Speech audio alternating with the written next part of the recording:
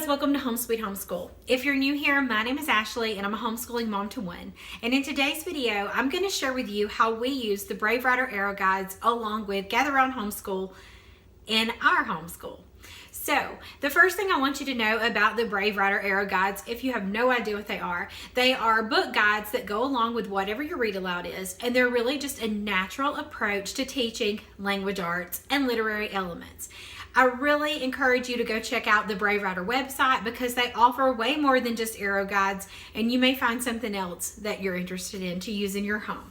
But the ones that we've used since we started homeschooling are the arrow guides. Now, I do want you to know we don't use them with every one of our read alouds. Sometimes we just read a book for the sake of reading a book. But I do like to have them because it does provide just a little bit more in the area of language arts. And I'll tell you all about it, okay? So go and check out the Brave Writer website. You could also follow Julie Bogart. She is the amazing creator of it, and you'll learn tons from her. She has so much homeschooling and family and parenting wisdom.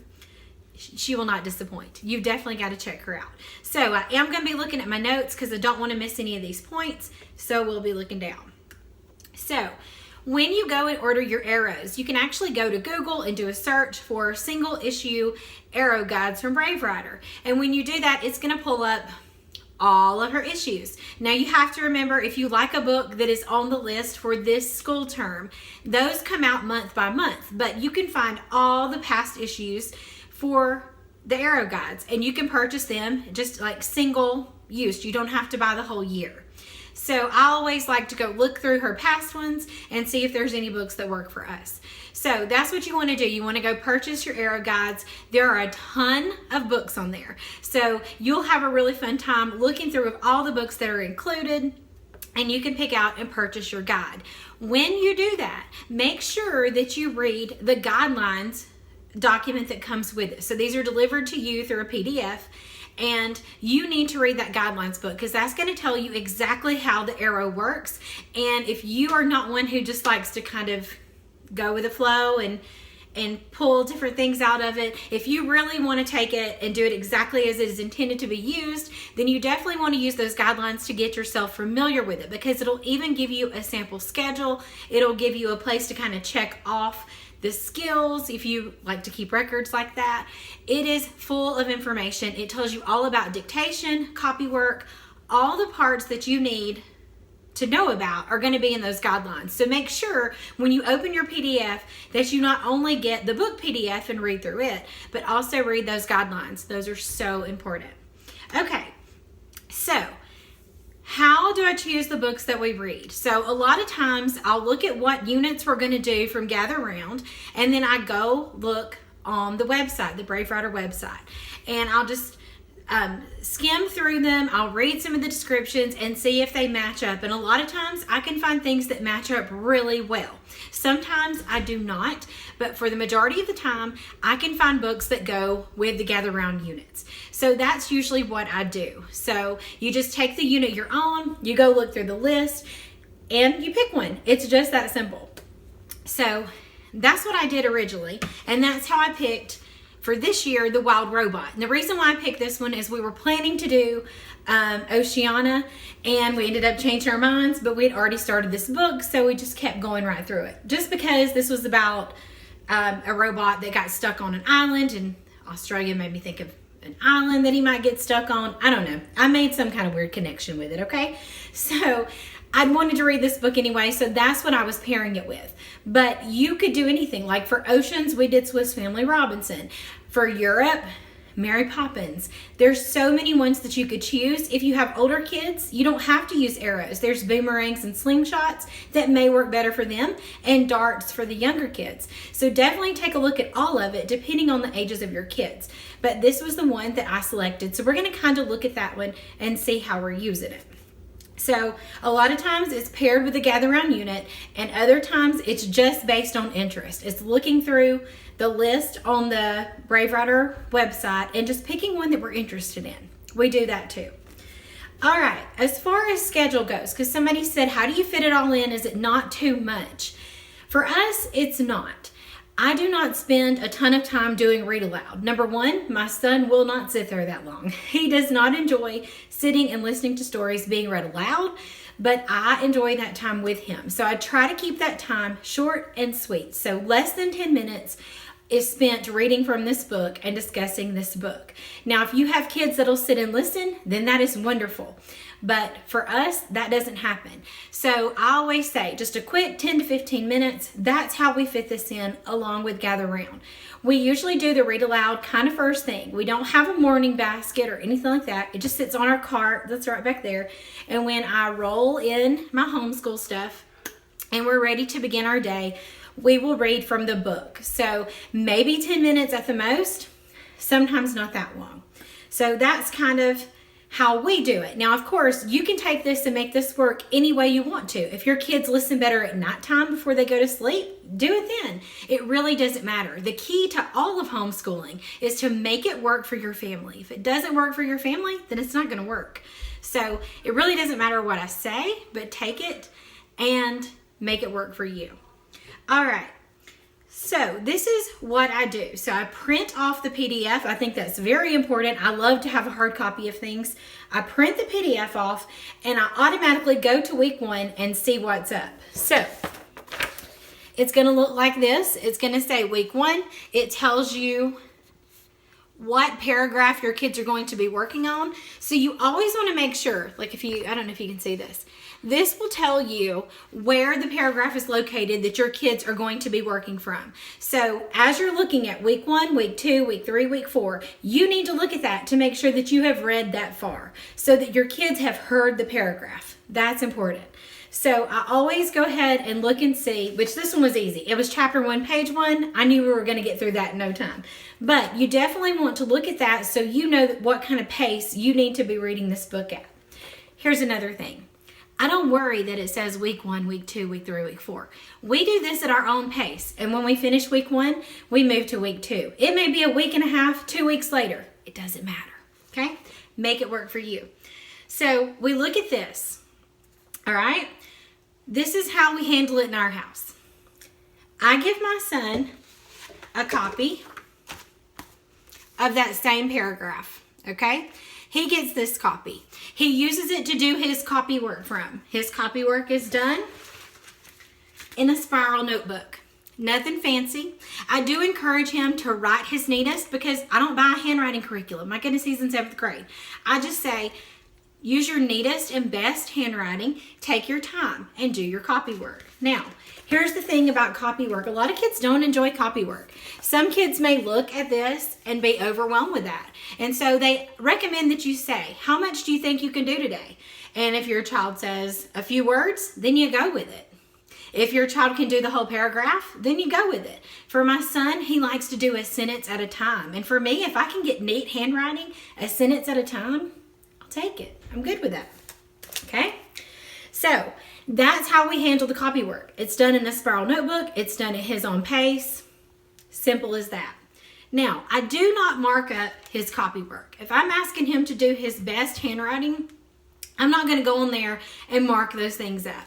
So what I do ahead of time is I look through the guide. So the guide, like I said, looks like this. And it's going to tell why they picked the passage. It is also going to tell notes you need to know, words that would be good for spelling, punctuation and grammar. It hits all those kind of things. How to teach the passage, things to try, and some grammar notes. Now, here's the thing. You're not going to read this to your kids. This is for you to kind of have a mental note of these are some of the things that I can point out in that paragraph. It's awesome for kids to see that those things like verbs and periods and commas, they're important when they're put into a story and when they actually see them being used in something they're reading. So I want him to know these things, so I just make a note. And the way that I do that is on the page that I'm going to get him to mark up, I write down all the different things that I want to cover about this passage. And I do them in different colors. I do them in hot colors that we have highlighters of or colored ink pens of. And that way, when we get to those things, we can highlight, circle, underline, whatever it is. So for instance, on this one, try to let you see it. I have italics We're going to talk about periods. We're going to talk about commas. We're talking about alliteration, personification, and conjunctions.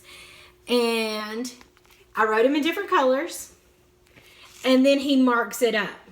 Okay? So all this stuff, that's all the grammar that we covered within that time period. And I don't remember how many days it took us to do it because I don't worry about that kind of stuff. But it's just natural to say, hey, in that paragraph, find the commas. And I think the activity was to read the paragraph without commas. And that was so much fun, but so simple. And it really showed him how commas make so much sense. Like, you don't want to just keep reading. You want to have those pauses. So that's what we would do. Now you're like, do you do that all in one day? Absolutely not. If you want to take it week by week, because I know some people love to follow those kind of guidelines, and I get it. That's fine.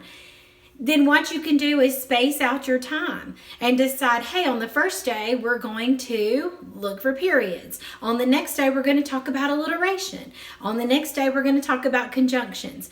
Whatever it may be, you space it out and you do as much as your kids can handle. If your kids are interested and they're having a good time finding these things in the paragraph, you might want to throw something else in there. It's really up to you. You read through it and you decide how you want to do it. And that's what has helped me. By putting it on this sheet, I know the things that I need to cover without having to have that whole PDF here with me.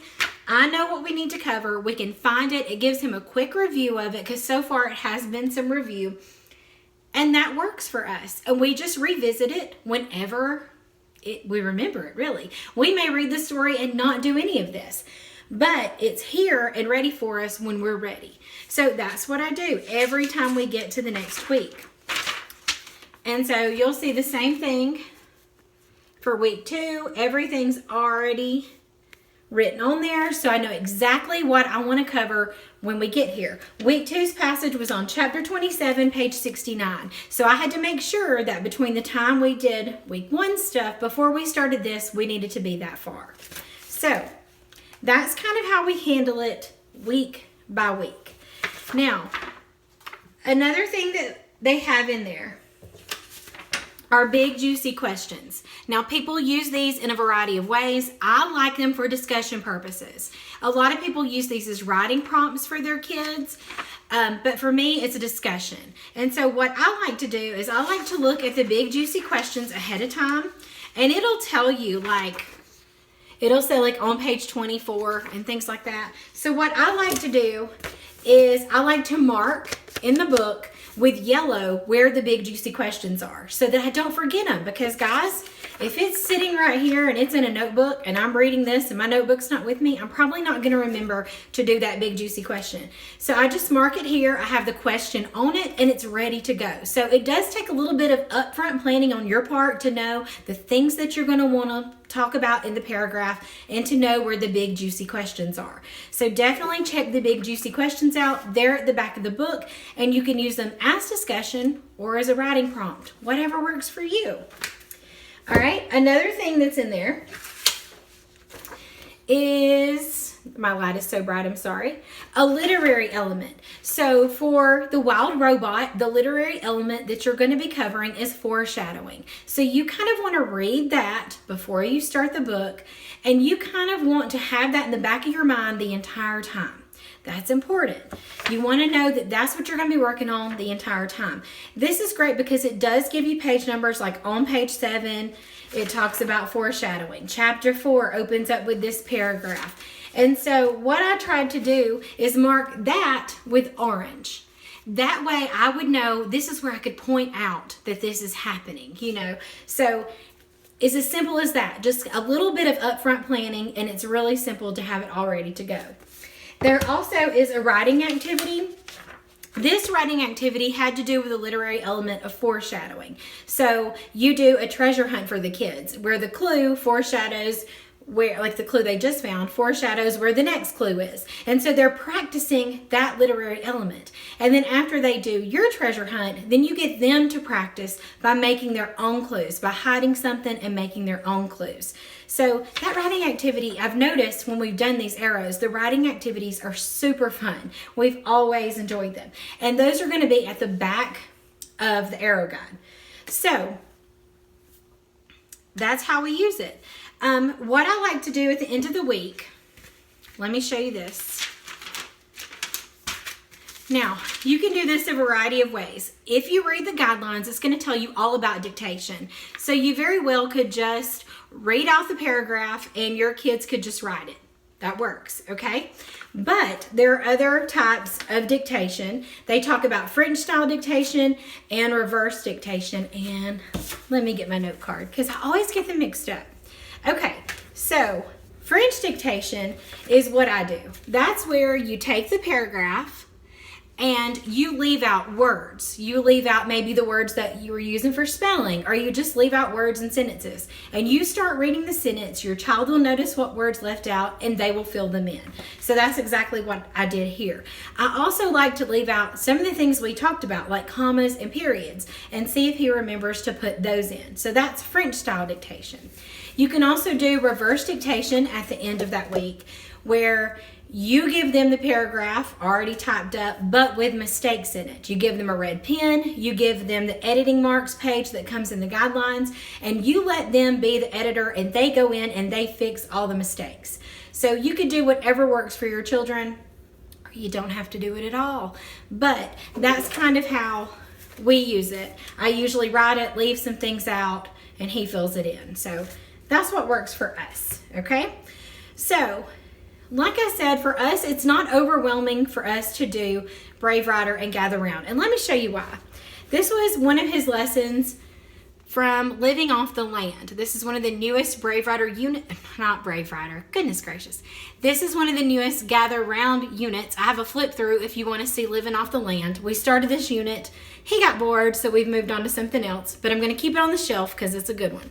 So in this one, it's all about abbreviations, okay? So at the top, it was just different abbreviations and what they mean. And over here, it was more abbreviations and what they mean.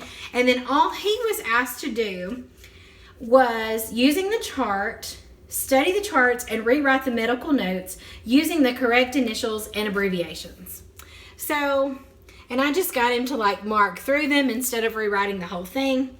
He marked through them.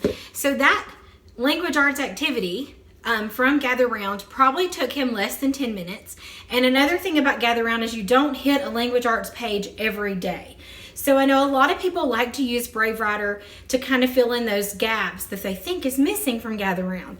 I personally don't think there's anything wrong with the language arts in Gather Round. And I have a whole video about, is Gather Round enough? To me, little doses of lessons are exactly how kids learn. It's very Charlotte Mason-y is what I like to call it. But we're fine with not hitting grammar every day. Like, that's okay for us. But if you want more grammar, or you're feeling uneasy about the amount of grammar that is in Gather Round, that's okay too. Because I know we have all different needs in our life, and that's okay. So whereas I don't worry about it so much, you may be a stickler for that, and I totally get it. So Brave Writer is an excellent addition to Gather Round because, number one, it doesn't take a lot of time, and you're using something that you're already doing anyway, which is reading aloud. And to me, if you can kill two birds with one stone, then why not do it, right? So it'll save you some time. Don't go out and buy another grammar program. We don't need any more filling in worksheets. Nobody says, "Thank you, Mom, for that wonderful worksheet you did." No. Give them something that, they can hold on to. And by using their literature that they're listening to anyway and showing them the grammar that is inside their book, that's an excellent way to incorporate more grammar if that's what you're going for. So I hope this wasn't totally confusing. We're really just pretty go with the flow here, so I don't have a strict schedule to show you, but that is what we do. A little bit each day. We just really try to enjoy it and be as laid back as possible because that's what works in our home. If you have any more questions about Brave Writer or Gather Round or anything else homeschool related, please leave it in the comments below. And as always, thank you so much for watching.